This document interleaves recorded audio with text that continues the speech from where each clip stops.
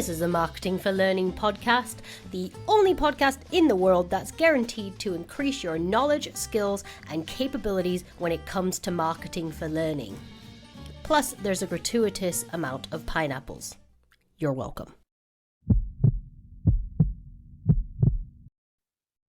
Hi guys, and welcome back to the Marketing for Learning podcast. It's Hannah here with you today, and I'm here with quite a spontaneous podcast recording for you. Yesterday I was lucky enough to be on Intellum's _ webinar series, and we were talking all about marketing your customer education and or your internal learning programs. It was an incredible topic, so please do watch out for the recording of that.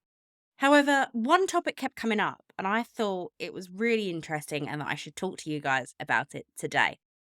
And that was, how do we market our learning without adding to the noise our people are already receiving? Our people receive probably hundreds of emails per day. They're getting a lot of different messages from a lot of different people, and we don't want to add to that noise. We want to empower them to understand how learning can help them achieve whatever their goal is. So in this podcast, I'm just going to talk to you for a few models that we use to make sure that we're not adding to the noise, and how you can make sure you're marketing your learning in such a way that it's actually going to help engagement and not just fall into an echo chamber that nobody ever engages with. So when it comes to marketing for learning, often people automatically assume that we are talking about marketing a specific program to a specific target audience. Instead, I want you to take a step back, and I want you to think about marketing your entire offering, your entire learning offering, to your entire audience. Of course, within that, we segment our audience, we create learner personas, and we target them in a particular way that's going to resonate with their wants, their needs, their fears, their pain points, their motivations, their goals, and all of that good stuff that we include in learner personas. But it's a thinking of your entire learning offering that's really going to make the difference, and it's going to stop you feeling like you're adding to that noise. Let's look away from learning for a second, and let's think about Apple. Apple's always a phenomenal example when we're talking about marketing. Apple will often do what we call brand marketing.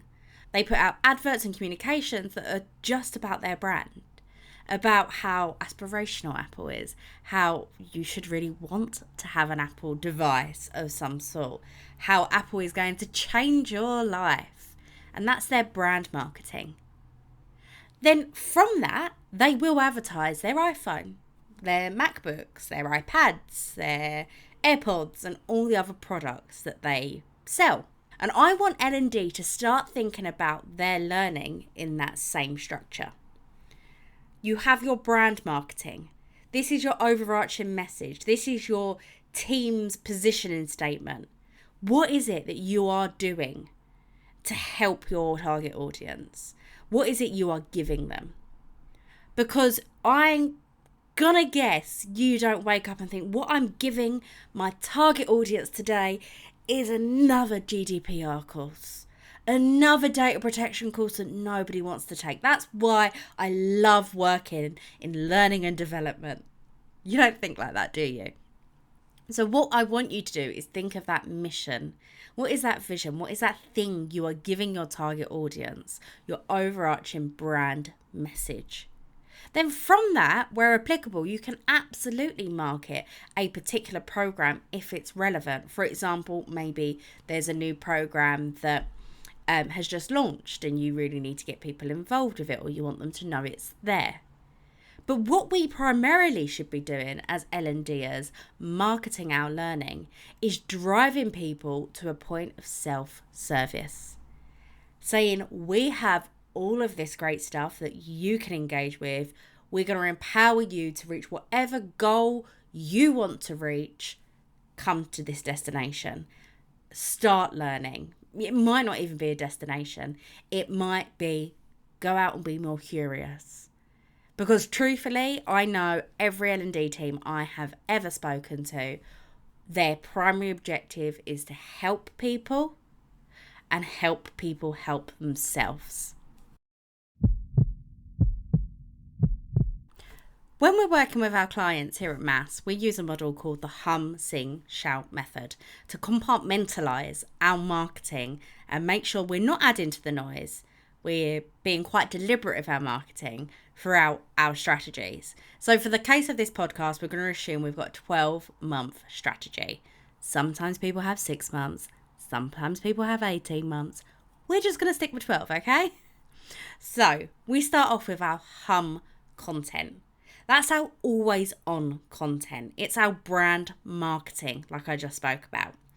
It's ways that we can get people involved with our entire learning offering. Maybe it's success stories, you're putting out testimonials, maybe you're using influencers or learnfluencers as we like to call them. Maybe we're just getting people to think about their personal development and their career growth. That's our hum content. And that should span the entirety of our strategy. So in our case, it should be going on for the entirety of the 12-month strategy. After our hum content, we have our sing content. And they're smaller campaigns that are more targeted. Maybe in this case, we're thinking about more program focuses. We still wouldn't recommend marketing one particular course. Like maybe one particular e-learning course on your LMS. That's going to end up very messy.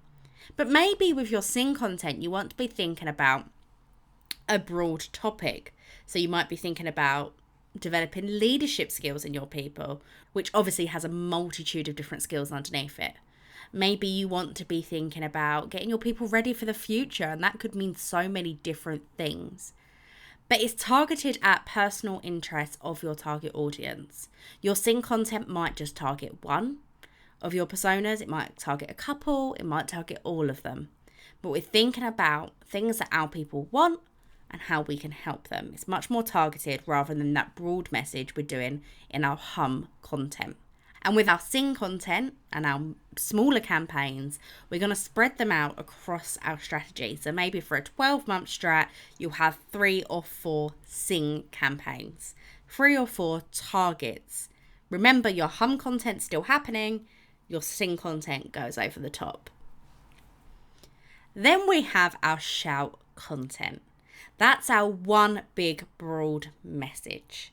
It's cornerstone. It's very, very resource intensive. This is when you're going to make the noise. You're not adding to the noise, you're making the noise. You're getting people to look at L&D.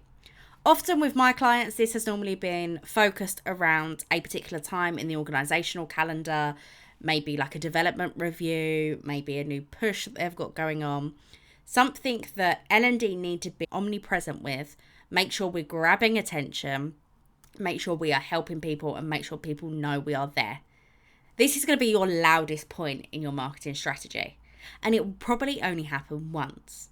How long that takes is completely up to you and depends on exactly what your shout content is. It might take a 3-month slot of your marketing strategy. It might take a 1-month slot. It depends on your strategy, but it's one piece of content, one broad overarching message that's going to get eyes on L&D. In a 12-month strategy, we would only recommend one shout piece of content. Again, remember though, when your shout's going on, your hum is still happening. You might overlap some of your sing content with your shout content, but your hum is always going on. So I can already hear you all thinking, okay, Ham, but now you've just told me to do a lot more content. How's that going to help me not add to the noise? The difference in following the hum, sing, shout method is you're being very deliberate with the messaging you're putting out there. You can make sure that your sing content doesn't clash with anything else maybe internal comms are putting out there. Make sure you talk to them and understand their calendar and their objectives for the year. You can plan your sing and shout content around times you know you can grab attention. Your hum content should, though, be always on. And oftentimes in L&D, we just default to, we're marketing our content, so we must use email. With hum content, you can absolutely use email where it's applicable, but think outside the box.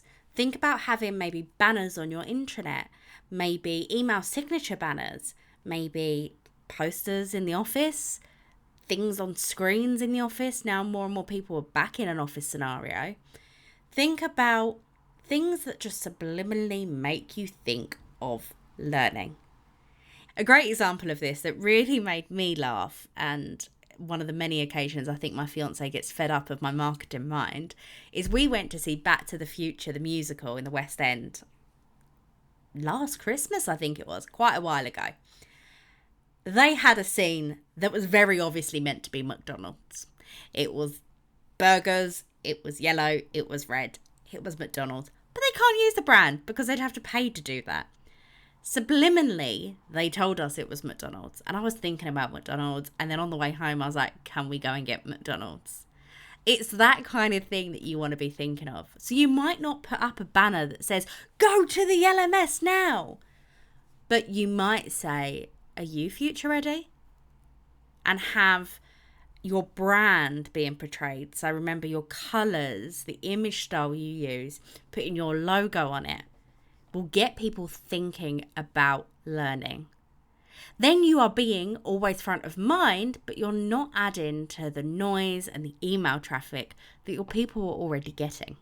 You're not annoying them by sending them yet another email when they've already had 100 today, but you're still making them think about learning.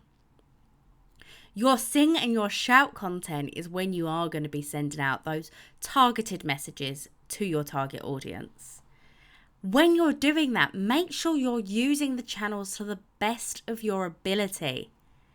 There are so many people that tell me, yep, we do email marketing, but what they do is they either send an email that says there's a new course in the LMS, or they send streams and streams and streams and streams of content that just overwhelms people and nobody bothers reading it.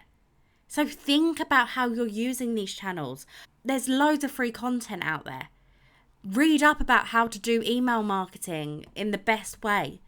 Apply those tips to your copy. Think about your copy. Copy in itself is a whole tactic that we should be utilising better in L&D. So when we are adding to the noise, if we want to call it that, we're making it deliberate and we're making it attention grabbing and we're making it something our people actually want to get involved with. The final thought I want to leave you with in this podcast is that when people tell us there's too much noise, they're getting too many emails, what they're really saying is I'm getting a load of emails that I don't care about. I'm hearing a load of messages that I don't care about. And fundamentally, we need to make sure that we are putting out messages that our people do care about.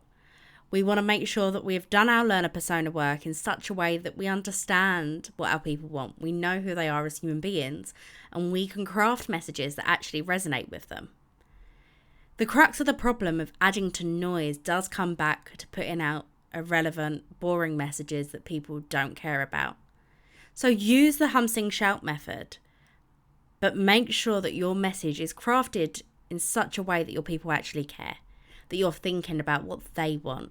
You're answering the what's in it for me. You're making sure that you are serving something to your people that actually helps them. I hope this podcast has been helpful for you. I hope you understand how we convey messages to our target audiences in such a way that we're adding value rather than adding noise. If you have any questions on the topic, please feel free to reach out. Please keep your eyes peeled for the recording of yesterday's webinar with Intellum. It was really, really great, and I'm sure there'll be a lot of value for you in there as well. And if you have any suggestions for the pod, if you've got any questions, reach out. And if not, I will see you all on the next podcast, guys. Bye.